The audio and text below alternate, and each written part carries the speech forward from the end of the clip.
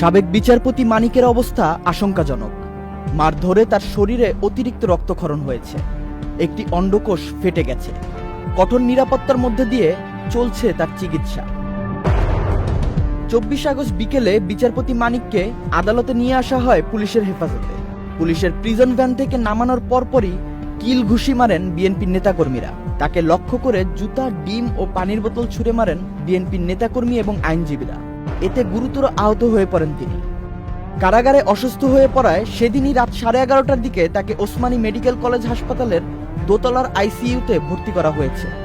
সাবেক এই বিচারপতির শরীরে বিভিন্ন অংশে আঘাতের চিহ্নও পাওয়া গেছে। 23 আগস্ট রাতে সিলেটের কানাইঘাট দনা সীমান্ত দিয়ে ভারতে যাওয়ার সময় সাবেক বিচারপতি মানিককে আটক করে বিজিবি। শনিবার ভোরে তাকে কানাইঘাট থানা পুলিশের কাছে হস্তান্তর করা হয়।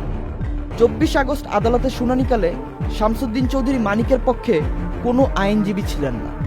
তাকে আদালতে নিয়ে আসা হচ্ছে এই খবর পেয়ে শনিবার দুপুর থেকেই বিএনপির নেতাকর্মীরা আদালত প্রাঙ্গণে উপস্থিত হন। তারা ফাঁসি চাই বলে স্লোগান দিতে থাকেন। মারুফুজ্জামান, চ্যানেল আই।